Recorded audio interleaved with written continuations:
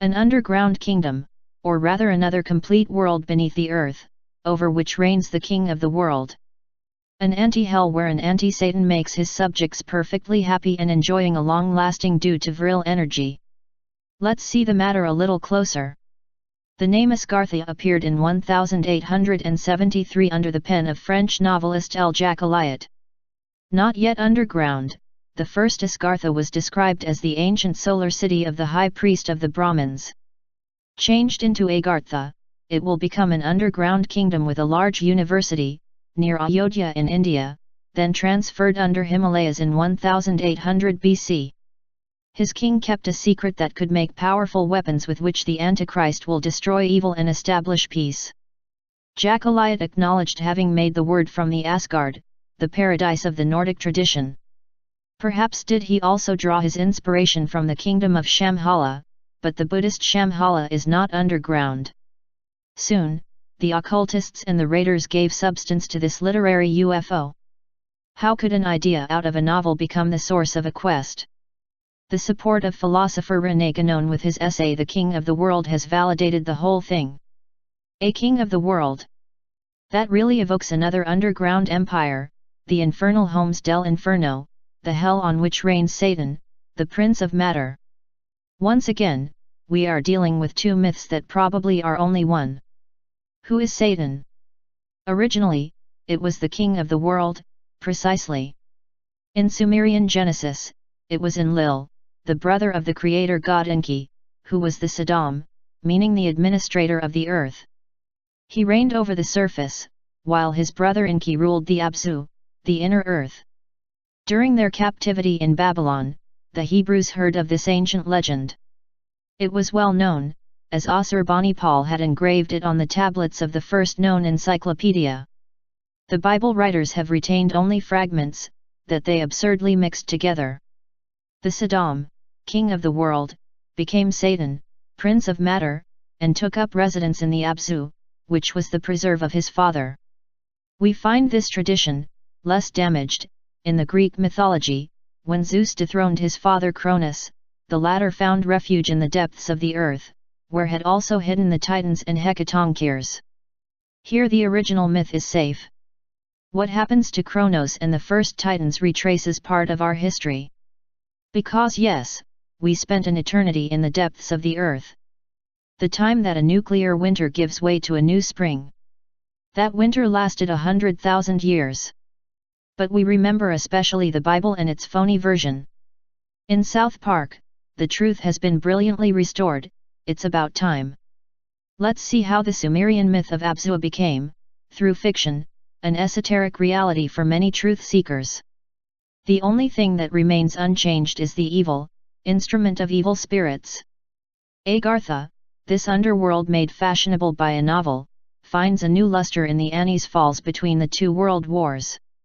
In 1920, an eccentric Russian named Ferdinand Ossendowski met two strange characters in Mongolia, two Tibetans from Lhasa, the Prince Choltown Bela and his favorite monk, Gailong Lama. They described to him the mysterious underground kingdom of Agartha.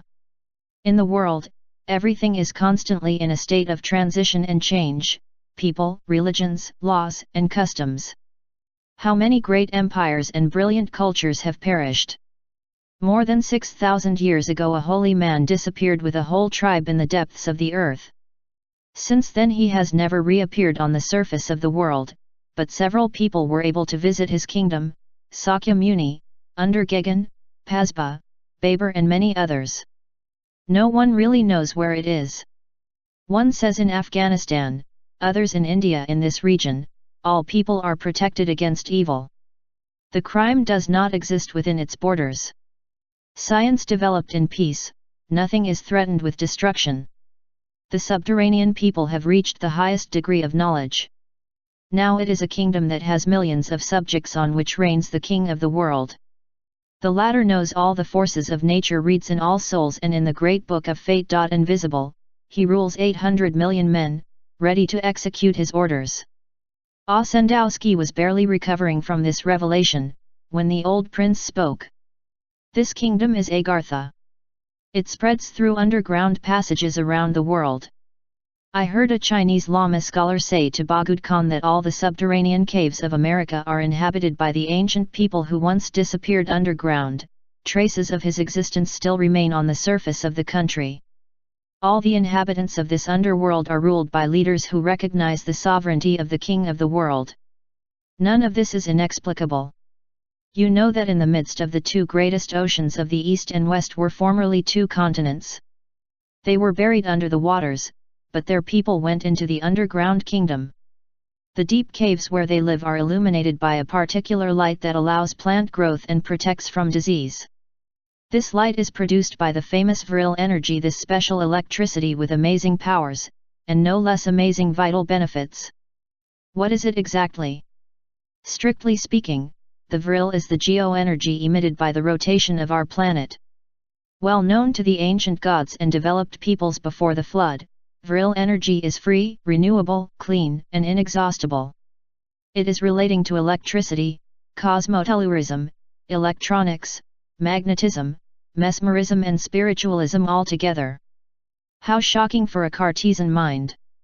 When the Earth's axis had been straightened by the Atlantean gravitology, the virile energy became superabundant, and men's divine powers were tenfold.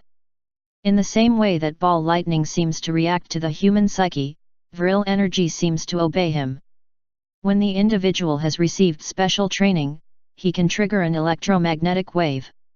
His triple body, physical body and subtle body and body of light, assembles the diffuse energy using a catalyst, a small golden object. This virile catalyst allowed either to treat or harm, to balance the subtle energies of the being on whom it is directed, or to grill him like a steak. It is both a weapon and a magic wand, a ray launcher that awakens the latent powers, but can also make you insane, amnesic, or burned alive. This magical object has many names.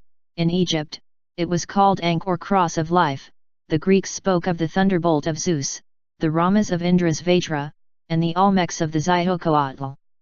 It is interesting to note that our use of electricity is very simplistic compared to what it was in ancient times. The eye of man has changed. He worships the reason which has stolen his omnipotence, he misunderstands nature and the powers it offers, he refuses the abundant energy that gives virile or lightning to use energies polluting, perishable and lethal. If a director of the earth exists, whether divine or devilish, he seems to have lost his touch. Or is he enjoying seeing us suffocating with our own stupidity? But then all these stories about the devil would have an element of truth? Probably. But if there is in there just a kernel of truth, this is because the rest is filled with errors. Everyone is free to believe or not to the Prince of Darkness or to King of the World, lurking beneath our feet, down at the end of Boulevard of Sewers. But we would do well to believe without believing. And we'd better not believe it at all. Our thoughts create the world to come.